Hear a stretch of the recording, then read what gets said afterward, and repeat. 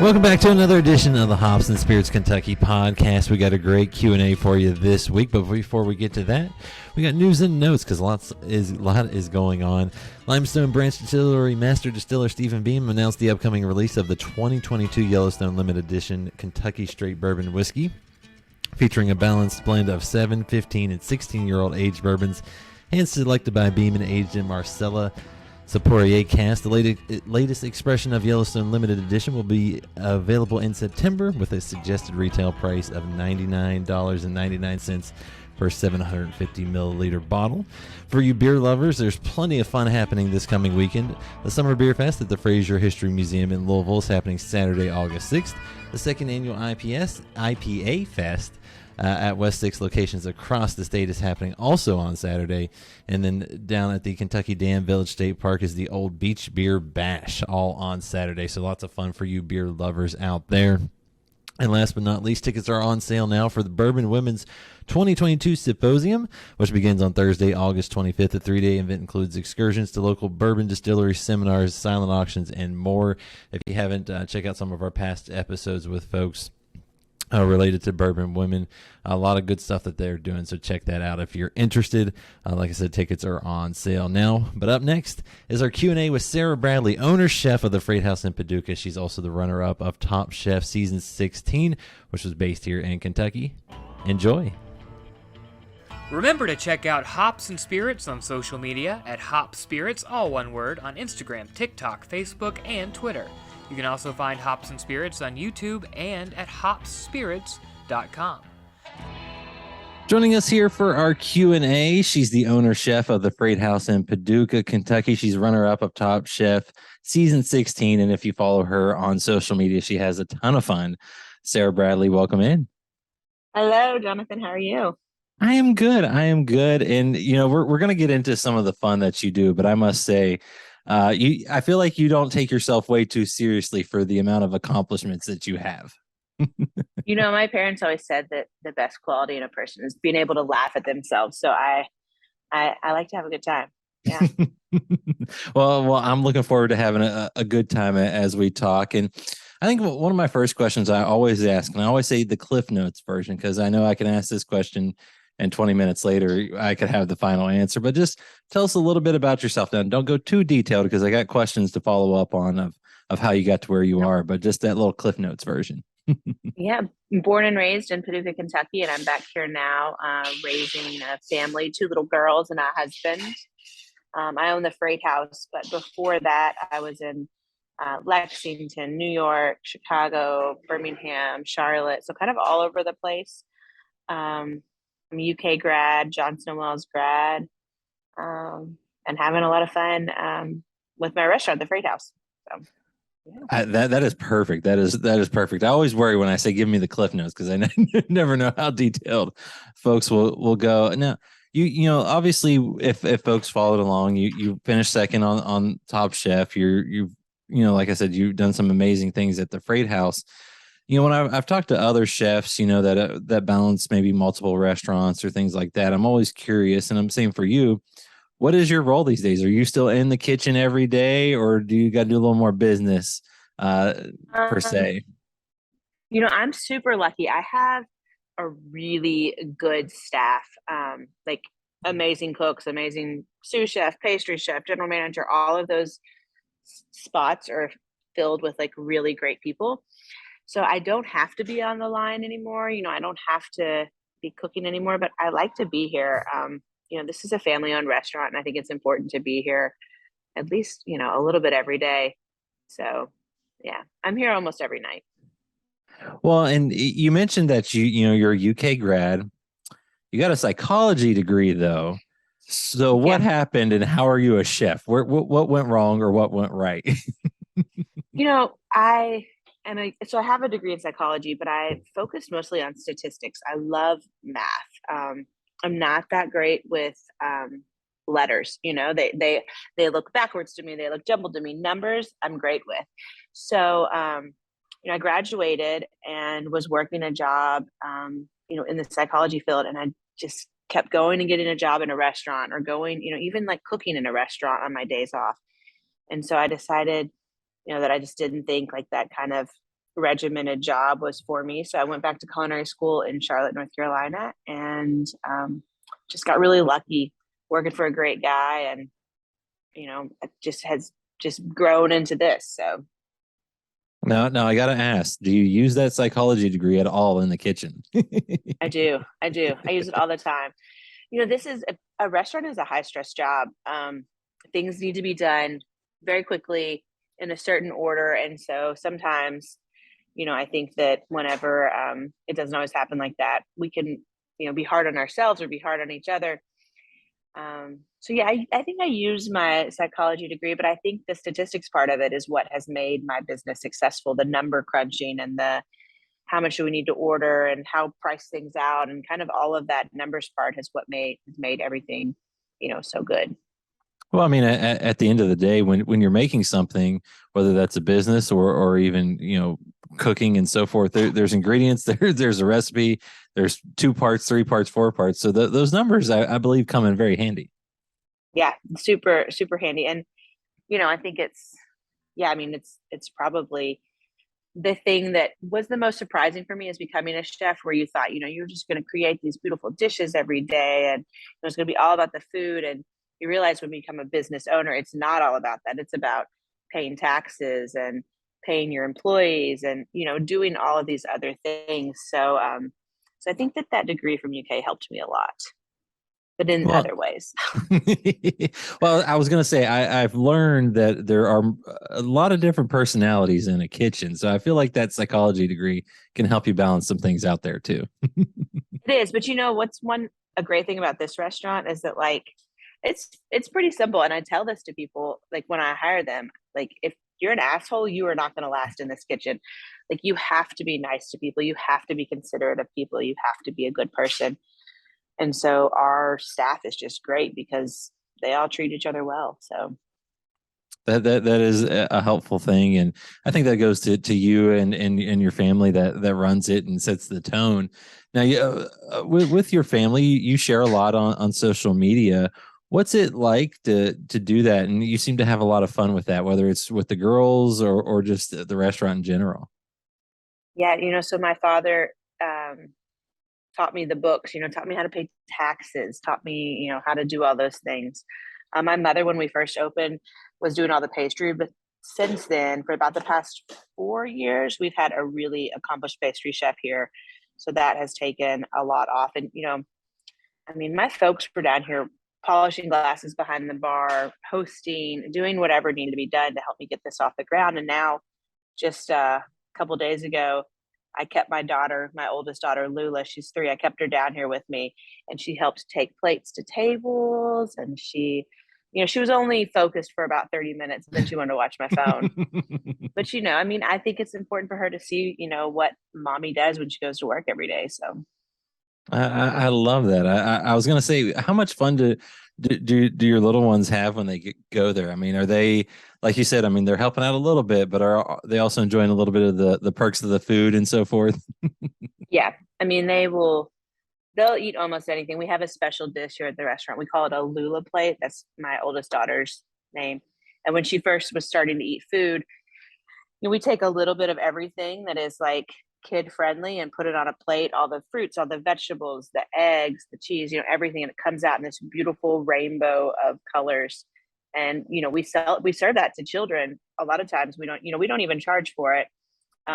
We just to get them exposed to different things. And I think their parents are sometimes surprised that the children will eat almost everything on the plate. So I'm very fortunate. My daughter's 3.5 and has loved food from the get-go, knock on wood. Hope I don't ruin that. But it's awesome to see. And you mentioned your dad, your mom were huge parts of this. I think you listed your mom as the kitchen mom, just helping out anywhere she can. What's it like sharing this with them? Because that's got to be pretty special.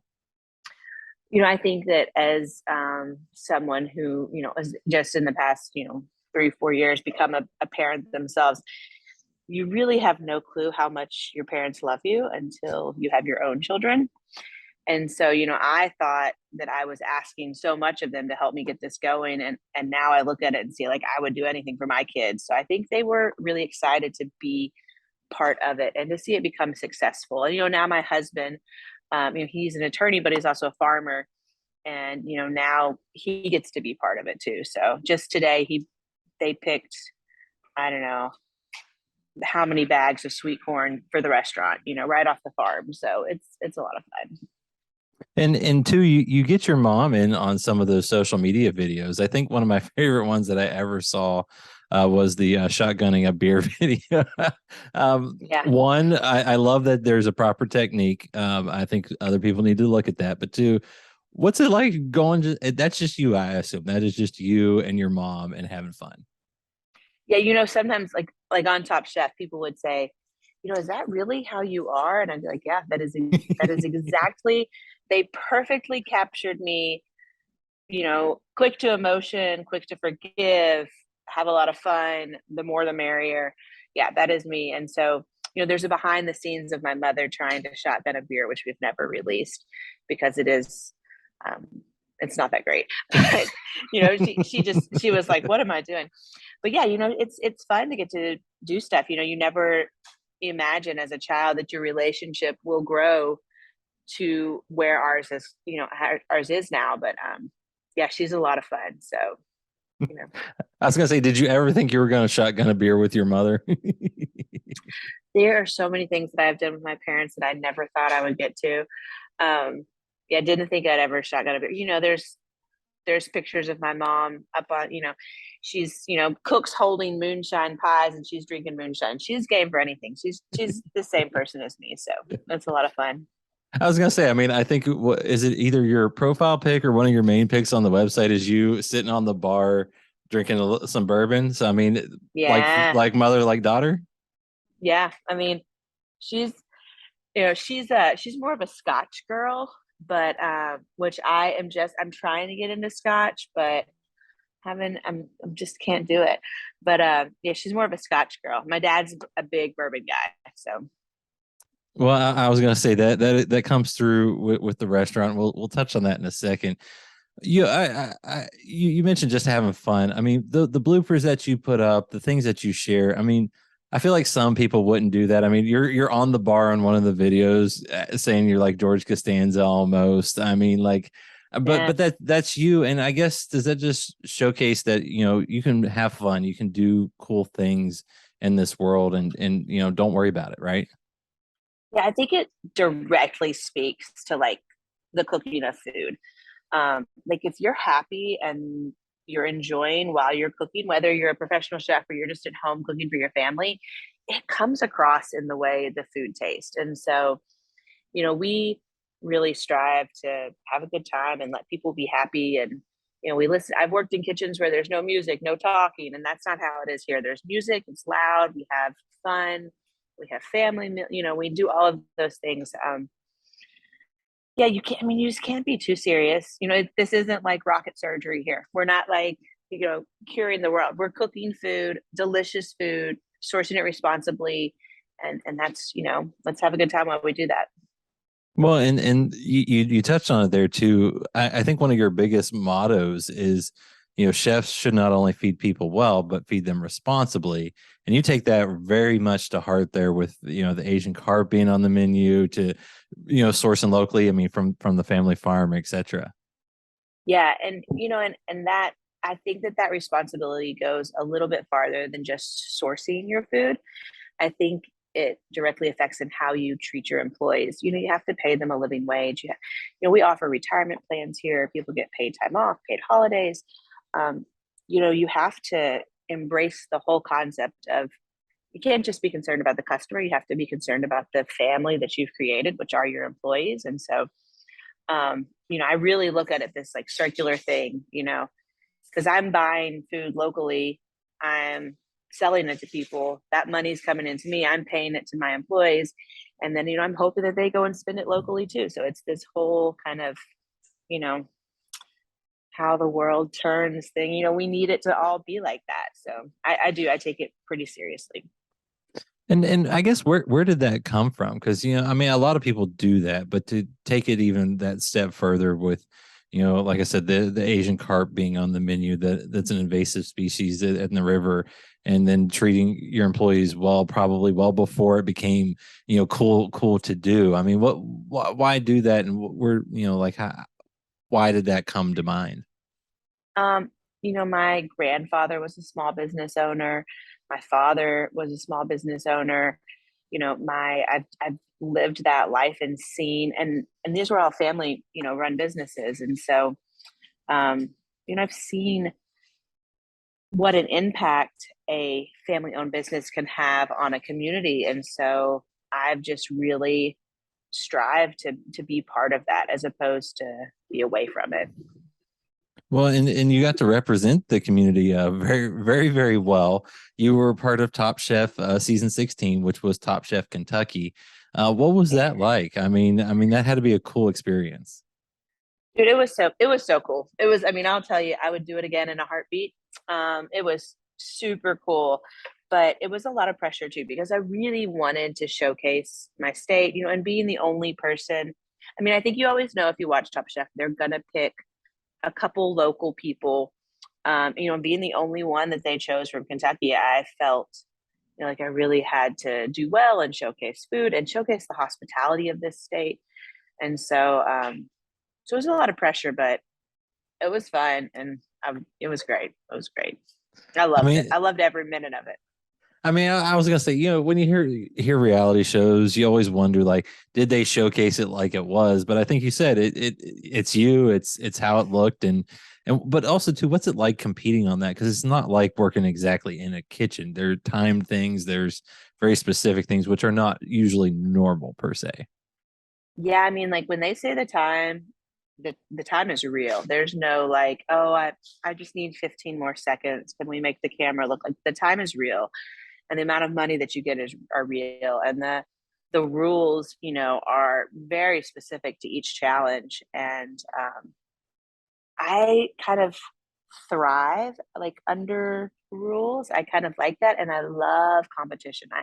I love competition. If it's board games or it's like who can walk the fastest in the grocery, I'm like down for competition. So I think I excelled under those circumstances. Do you still keep in touch with anyone from the season or anything like that? Or Kelsey and I still talk all the time. All the time, a couple times a week. She's been here to the restaurant to mm. do events. We just remained close, but we were close before the restaurant, before the show ever happened. And I still talk to Nene a lot. Talk to Eric every once in a while. I still keep in touch. We kind of all have this TC16. We actually call it the ex-cons because we're the ex-contestants. Group text, and we're always tweeting out or texting out support of each other or things that have happened or asking business questions, and it's just a really nice community to be a part of. Oh, I was gonna say, with your journey, you went into, like you said, you went to Johnson and Wales to down in Charlotte to go to culinary school, worked in some really amazing restaurants along the way. What's it been like to go through that and meet people along the way and learn things along the way? um it's I don't know that I would want to change my journey to like where I am at all. Working in New York, I worked in really technique driven places, and I think that developed the techniques that I use for cooking. A lot of classical French, but very technique driven restaurant. But then, like working in Chicago, I really kind of embraced like the flavor that we pork centric. This is a pork centric restaurant owned by a Jewish girl in the South. So like I think I really like started to build like the flavors that I wanted in Chicago. And I also, I worked for Paul Kahn there, and he was great to the people that worked for him. And I think I kind of started to kind of paint the bigger picture of what I wanted my space to look like and how I wanted to treat the people that worked there. What pushed you to come back to Paducah and open the Freight House? Have you ever been to Paducah? I have not. I'm hoping to get out there. I'm a fresh. Well, I say freshly. I've lived here like 7 years in Lexington, Kentucky, but I'm formerly from West Virginia, so I'm slowly working my way across. I think what's the coolest part about Paducah? So we're a UNESCO city. We're like a World Heritage. We're a designated World Heritage site. We're right like the confluence of four rivers. It's an old town, and it's a little dot of blue and sometimes kind of the sea of red. So it's just a really neat artist community. But I left the day like I was gone right after high school. I was done, and I never thought I would move back ever. But the farther I got away, the more I realized I wanted to be close. My siblings were having children, my parents, getting a little bit older. And so so once I got all the way far away, then I started getting closer back. And then I started coming home and being like, man, I could really be a part of something and build something cool and big in Paducah, as opposed to just kind of being another line cook or another chef or another restaurant in a big city. Yeah, Paducah is cool. If you've never been, come to Paducah. You will be so surprised. People are so surprised. Yeah. It's on my list, and I'm hopeful to get out to Western Kentucky and see the beauty out there. I read too where you talked about it, when you figuring out where to launch a restaurant, because I believe you came from Chicago down to Paducah. Like it would have almost been impossible up there to launch what you wanted to down here, and I mean, and also you were able to turn an old vegetable warehouse freight house into a restaurant. Like that has to be Yeah. really cool. Yeah, I mean, I had offers when I was in New York to do something, and some people came to me in Chicago and wanted to do something, but I was just going to be something. I was just going to be a part of it. I was either a very small investor or just the chef itself. But here in Paducah, I'm able to own a space and a business, and I don't have anyone. I don't have to answer to anyone else. I can do it the way I want to do it. So that's a powerful thing. Well, and obviously the name I'm assuming comes from the building where you settled on, and is an homage to it. Yeah, it's people will be like, "Where did you get the name Freight House?" And I'm like, "It's so original. This is a freight house. I mean, this is just an old train station. It's a vegetable depot." And it's this was like kind of the agricultural epicenter, this building, and like where it is located for all of Western Kentucky for a long time. This is where all the trains came in and all the produce. So it was really fitting to put something back in here, especially that when we source as much locally as possible. People will sometimes be like, "Are these olives local?" And I'm like, "No, they are. Those are not local olives or lemons, or there's some stuff we just can't get around here. But when we can get it, we do. So, and it's nice to bring it all back into the same building." I mean, what's it? I mean, when you were looking around for a spot, did you just know right away that was where you wanted to be, or was it kind of looking around and lo and behold, it was just kind of right there? I think we looked at about 40 properties, and then someone saw my mother at the gym and said, "I heard your daughter wants to move to Paducah and open a restaurant." And she said she does. And she said, "Well, I've got a building that she has to see." So my mom called me, and then we called a friend, and there was like this whole telephone tag. And then we met up down here at the freight house, and climbed in through a hole in the wall. Like there was like a door, and we had to shimmy it open and climb in on our hands and knees. It was freezing cold, bitter cold. It was like the very beginning of January, like January 2nd or 3rd. And by February 15th, we had a lease signed, we had contracts going, and we were ready to start building the restaurant. I mean, it's beautiful. I mean, you can see these ceilings above me. These are 40-foot, 100-year-old, the building's over 100 years old now. And it's just an amazing space. So was that breaking and entering, or are you pleading the fifth? Yeah, I don't know. I mean, it was definitely breaking because we broke some stuff, but I think they gave us permission to get in, but probably not that way. But that was the only way we could figure out how to get in. So that's what we did. Well, and it's a cool spot. You do such amazing things there, and when folks are able to come out and visit Paducah and see the freight house, what are they going to get there when they get to make that visit? There's only 2 or 3 things that stay on the menu like year round. Shrimp and grits, a braised pork shoulder dish, which is our take on like a Paducah classic, and beer cheese. Other than that, we're always going to have deviled eggs, but they're always going to be different. We're always going to have Asian carp, but it's always going to be with a different setup. So there's stuff that are kind of classics to us, but even those classics are constantly changing. We're changing them to, highlight seasonal produce, to highlight ingredients. And a lot of times also to highlight stuff that we don't want to waste. We don't want to waste anything. So we figure out a way to utilize the entire plant or the entire thing in numerous dishes in numerous ways. Well, I love to hear that. And that really goes to that being sustainable, being responsible, and going further than just the kind of quote unquote what people expect. You also, as you can see, if you're watching the episode, there's a few drinks behind Sara as well. I think you should just move. I mean, yeah, even more. Yeah. And that's like, it still goes on this side and it still goes on this side. So I'm guessing if you want to go there and have a drink, you're in luck. Yeah, lots of cocktails. And our beverage manager, he was the first employee. He was the first front of house employee I hired. So he is still here 7 years later, and he's our beverage manager now.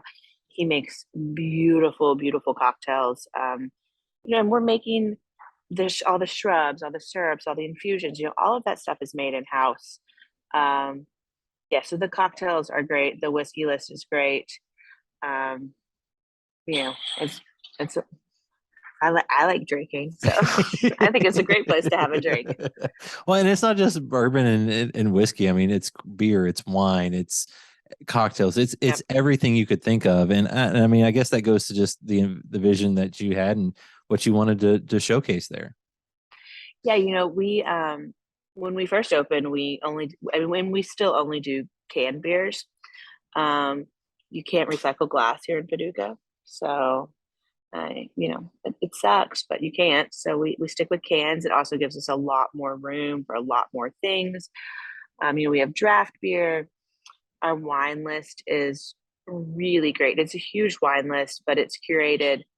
It's just a lot of fun. We separate everything kind of by the varietal, and then our whiskey list is all separated by a distillery. But even like our vodka, there's probably 30 vodkas. There's probably 35, 40 gins. I mean, it just keeps going. So, and tequila, we have a lot of great tequila and mezcal. I'm a mezcal gal. There you go. Yeah. I'm starting to get into that. I'm enjoying the variety that is out there, and it's hard to find something that you don't like these days. Now, I will say I'm curious about the barbecue sauce in a cocktail. How did that come about? Literally, it was like, let's pick a bunch of weird stuff. They wrote a bunch of weird stuff down, and that's the pastry chef that's standing behind me in that video. And we wrote a bunch of weird stuff down, and I just was like picking them, and it tastes kind of like a Bloody Mary. It was really good. It was like peach barbecue sauce from Kroger. It was it took me, I'd played with that cocktail for about 30 minutes before we actually put something up. We gave ourselves a little bit of time to do it, but those are the ingredients, and I shot a whole bunch of those that day, so there's a bunch more of those coming, and some of them are even weirder. but they all turned out really good, and I think that I love savory cocktails. I'm not a sweet cocktail. I love savory cocktails, and I love like gasoline bitter cocktails. Like I want a really bitter cocktail. So it works perfect for me. I mean, who thinks of what was it? Fish sauce, barbecue sauce? Do you just look around and go, that'll work? And does that also go back to working in a kitchen and kind of knowing what flavors might work well together? I think it's from years of like going in the walk-in and kind of standing and looking around, or like going into dry storage and looking around and be like, okay, we have these ingredients. How do we make a dish? And then also like, I was tied, like, how do you get or how do you get fish into a cocktail? It was either going to be anchovies or fish sauce. And I figured fish sauce would be less abrasive, it'd be liquid, and we'll just put it in there. And then, pork, people put pork in cocktails all the time. I mean, you could buy like bacon washed whiskey now. So I just muddled a little in there. I mean, we put our homemade hot sauce, I was like, we could make a Bloody Mary. This can work. But yeah, I mean, it really was. It was like one of those like roulette things. Like, how's this going to play out? But now, are they on the menu? Can people come and request them? They will be. I think we're going to do a little refining to the other one, and we've got to pick a name. We had a little competition. Whoever had the best name, uh, we're gonna, come down and get free cocktail.